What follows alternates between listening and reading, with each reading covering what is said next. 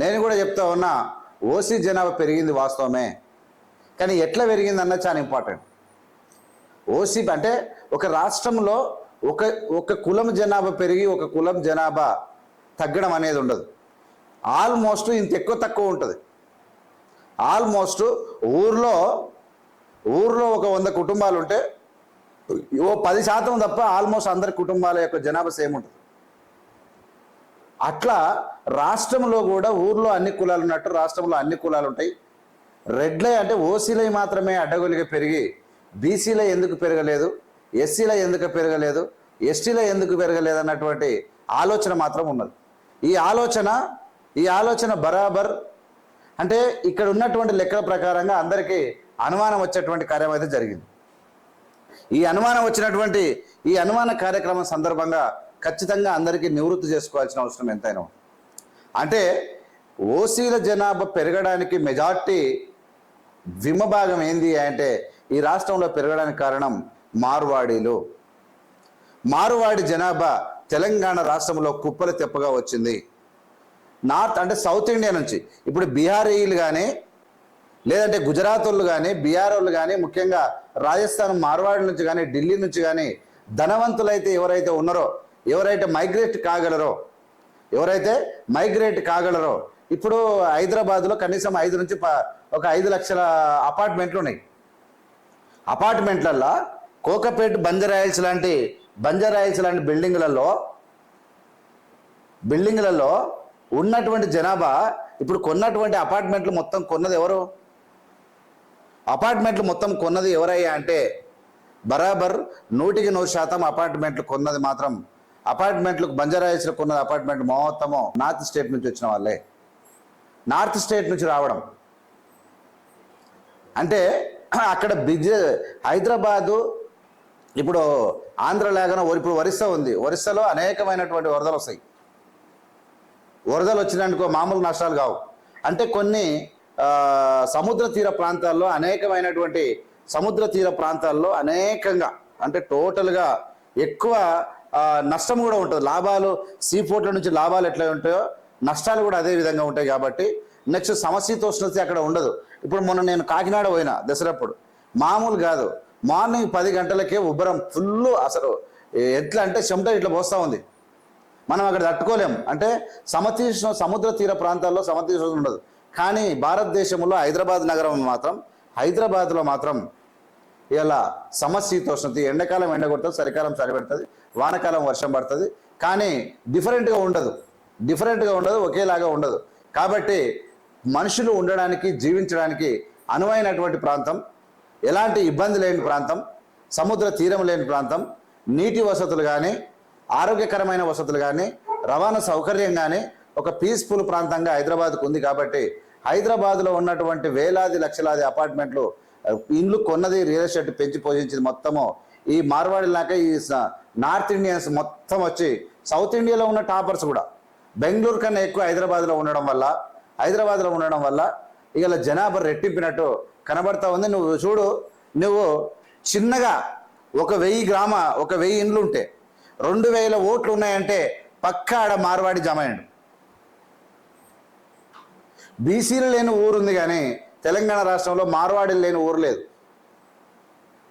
ఎస్సీలు లేని ఊరు ఉంది కానీ మార్వాడి లేని ఊరు లేదు. అంటే మార్వాడీలు ఎంత పెద్ద ఎత్తున. ఇప్పుడు నీకు ఈ ప్రాంతంలో మన మోంజా మార్కెట్ ప్రాంతంలో రాజా సింగ్ ఒక అనుమానం గెలుస్తారు. వీళ్ళందరూ ఎస్సీలలో నమోదు చేసుకోరు, బీసీలలో నమోదు చేసుకోరు. వీళ్ళు ఎస్సీ బీసీలలో నమోదు చేసుకోకుండా డైరెక్ట్ అప్పర్ కాస్ట్లో ఓసీలను నమోదు చేసుకోవడం వల్లనే ఈ జనాభా పెరిగింది తప్ప కావాలని కాంగ్రెస్ పార్టీ ఎక్కడ కూడా జనాభా పెంచి బీసీలను తక్కువ చేసి ఓసీలు ముందుకోనికి ప్రయత్నం ఎక్కడ జరగలేదు.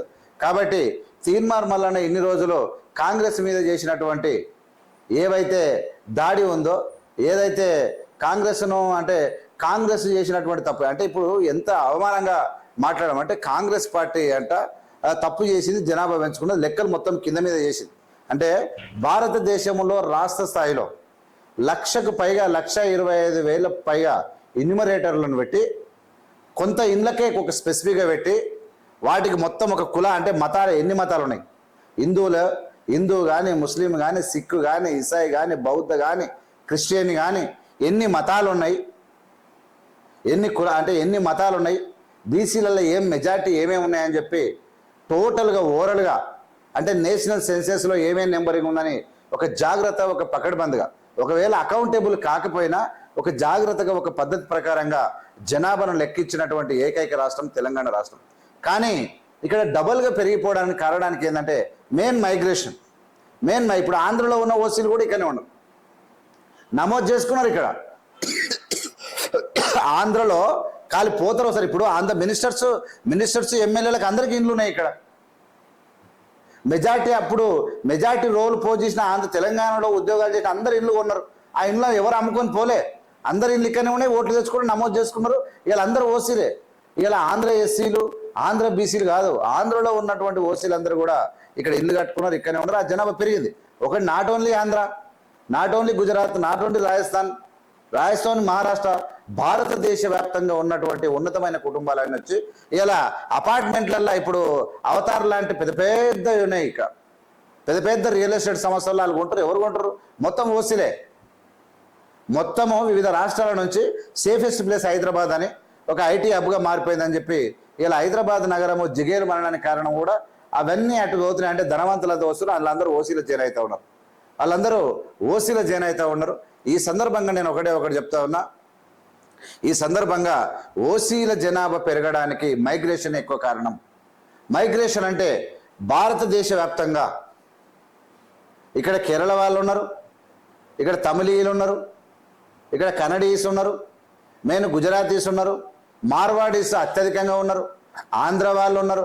వీళ్ళందరూ కూడా ఓసీ జనాభాలో కలిసిపోవడం వల్ల వీళ్ళందరూ భూములు కొని, ఇండ్లు కొని ఇక్కడ మొత్తమే ఎవరిని కూడా ఇప్పుడు మనోళ్ళు పోయి అమెరికాలో ఉంటారు.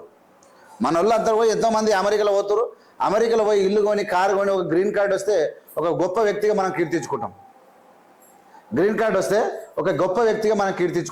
అయితే వాళ్ళు ఇక్కడ వస్తే మాత్రం మనం అదే అంటాం. సరే ఎవరిని ఉండాలనేమో. ఇప్పుడు వాడు డబ్బులు పెట్టుకున్నాడు, భారతీయుడు, ఎక్కడైనా ఉండొచ్చు, వాడు విదేశస్తుడు కాడు, ఇక్కడ వచ్చిండు, అపార్ట్మెంట్లో ఓ 2 కోట్లు పెట్టిండు, 3 కోట్లు పెట్టి ఇల్లు కొన్నాడు, కారు కొన్నాడు, వాడు ఇక ఉంటున్నాడు. వాడు ఈ జనాభా లెక్కలకు పోయినప్పుడు వాడు చెప్పేసాడు నేను ఓసీ అని రాసిండు. ఇట్లా మార్వాడీలతో సహా ఇతర రాష్ట్రం నుంచి వచ్చిన జనాభా అంతా కలిసిపోవడంతోనే రెట్టింపైంది ఓసీ జనాభా తప్ప రెడ్లకు బీసీల కన్నా ఎక్కువ జనాభా పిల్లలు ఏం పుట్టలేదు. రెడ్లకు పుట్టలేదు, ఇంకెవరికి కూడా పుట్టలేదు. అందరూ మనలాగానే సాధారణ జనాభానే కలిగి ఉన్నారు. దానికి మనము అంటే తెలంగాణలో ఉన్నటువంటి ఓసీ బీసీలంతా క్యారెక్టర్ లేని వాళ్ళంతా ఒకవైపు, క్యారెక్టర్ ఉన్న వాళ్ళంతా ఒకవైపు, రాష్ట్ర తెలంగాణ యొక్క అభివృద్ధి కోసం కోరుకునే వాళ్ళంతా ఒకవైపు, ద్రోహులంతా ఒకవైపు, ఇట్లా ఉండాలి తప్ప ఇలా రెడ్లో ఒక దిక్కు, వాళ్ళు ఒక దిక్కు, మీ జనాభా ఇంత, మా జనాభా అంత అని చెప్పి మాట్లాడుకోవడం, ఒకరి మీద ఒకరు దుమ్ము పోసుకోవడం అంత కరెక్ట్ కాదు. ముఖ్యంగా ప్రజలందరూ గుర్తించాలి చేసిందంటే ఇప్పుడంటే తీర్మార్ మల్లన్న కొన్ని నెలల తరబడి తీర్మార్ మల్లన్న చేస్తున్నది ఏందంటే కాంగ్రెస్ పార్టీ ద్రోహం చేసింది, బీసీ జనాభా తగ్గించింది, ఓసీ జనాభా పెంచుకున్నది. ఇప్పుడు తీర్మార్ మల్లన్న కూడా నాలుక గరుచుకున్న పరిస్థితి వచ్చింది. ఎందుకు తీర్మార్ మల్లన్న? అసలు రెడ్లు కావాలని జనాభా ఇక్కడ పెంచుకోలేదు, రెడ్ల జనాభా వాళ్ళు పెంచుకోలేదు, రావుల జనాభా పెంచుకోలే, వైశ్యుల జనాభా ఇక్కడ ఏం పెంచుకోలే, కావాలని చూపించలేదు.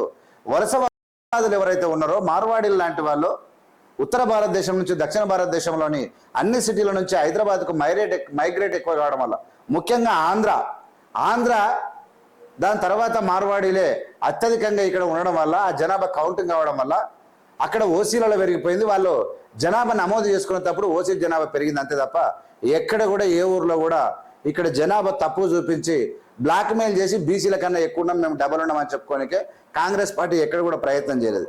ఇప్పటికీ ఈ రాష్ట్రంలో ఈ దెబ్బకు తీర్మారు మల్లన్న నాలుక గర్చుకోవడం, కాంగ్రెస్ పార్టీ నిజాయితీ చిత్తశుద్ధి మనకు అర్థం కావడం అనేది ప్రజలకు వెరీ క్లియర్గా అర్థమైంది.